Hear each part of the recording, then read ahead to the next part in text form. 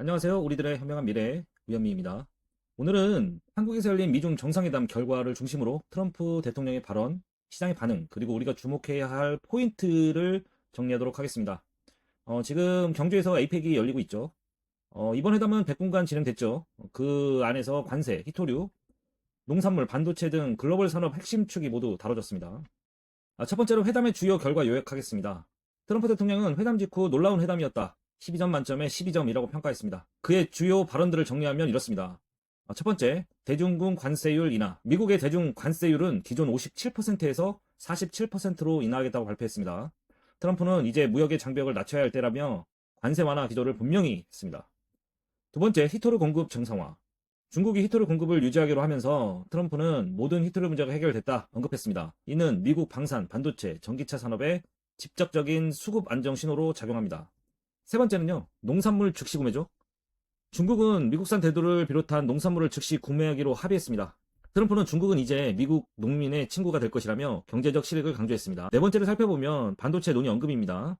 칩에 대한 논의를 했고요. 중국은 엔비디아와 대화를 할 것이라고 언급을 했지만 고급 AI 칩에 대한 제재 완화나 수출 허용 문제는 포함되지 않았습니다. 즉, 첨단 반도체 규제는 여전히 유지되는 상황이라고 볼 수 있습니다. 다섯 번째는 향후 정상교류 일정입니다. 트럼프는 내년 4월 중국을 방문하고 그 이후 시진핑 주석이 미국을 방문할 것이라고 밝혔습니다. 이는 양국 관계가 단기 협력 프레임으로 전환되는 신호로 해석되고 있죠. 그러면 시장의 반응과 산업별 영향을 좀 살펴보면 무역 관세 완화 기대감 쪽으로 한국과 일본, 대만 증시에 긍정적 영향을 줄 수 있습니다. 특히 자동차, 조선, 산업재 등 대중 수출 비중이 높은 기업들이 단기 모멘텀을 받을 가능성이 높습니다. 그리고 히토류와 2차전지 소재주 쪽은 히토류 공급 정상화 발언으로 포스코엔텍, SNS텍, 티플렉스 등 국내 히토류 소재 가공 관련주가 재부각될 가능성이 있다고 생각됩니다. 그리고 농업, 식량, 글로벌 농산물 수급 안정 기대감으로 식량 ETF, 사료주, 비료주가 수혜를 받을 수 있다고 판단됩니다. 그리고 반도체 섹터 쪽에서는 엔비디아와 AMD 관련 언급이 있었지만 기술 제재 완화는 없었기 때문에 단기 변동성 구간 진입 가능성이 있습니다. 한국에서는 SK 하이닉스, 가온칩스, 오로스 테크놀로지 등이 주목받고 있습니다. 글로벌 자산 시장에 대한 영향을 좀 보면요. 달러의 약세, 위안화 강세 전망인데요.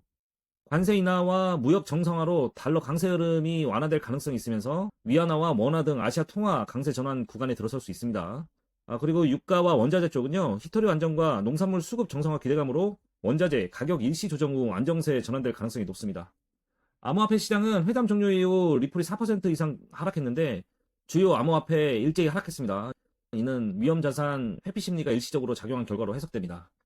전략 포인트와 투자자는 어디를 봐야 하는지 좀 살펴보면 단기 모멘텀은 관세 완화 플러스 히토류 공급망 정상화, 관련 섹터는 철강, 산업재, 소재, 히토류, 관련 종목은 포스코엔텍, 대창, 티플렉스, SNS텍 등이 있습니다.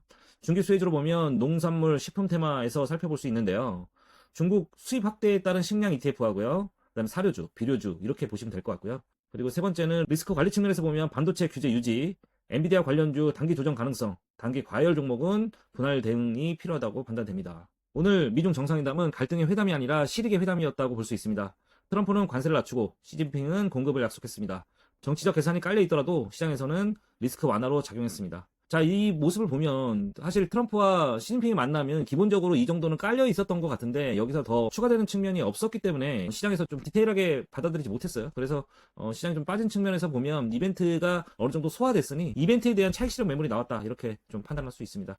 우리 시장이 계속해서 최고가를 갱신하고 있는 과정이기 때문에 시장에 대한 변동성은 어느 정도 생각하고 들어가시고 지금이 고점이다 이렇게 말할 수 없어요. 지금 코스피 5천이다, 코스피 만이다 이런 얘기들이 나오고 있는 과정 중에 시장에 유동성 자금들이 많이 들어와 있기 때문에 시장의 변동성은 어느 정도 계속 나올 수밖에 없고 지수적으로 봤을 때는 오늘 삼성전자가 계속해서 상승을 했던 이유가 삼성전자의 호재가 계속 발생하고 있는 부분이 있기 때문에 이 부분을 지수에 대한 투자와 종목에 대한 투자를 좀 개별적으로 이제는 봐야 되는 시즌이라고 생각됩니다. 뉴스에서 시장으로, 시장에서 수익으로 여러분들의 투자 기준을 만들어 가도록 하겠습니다. 지금까지 들어주셔서 감사합니다. 구독, 좋아요 아시죠? 감사합니다.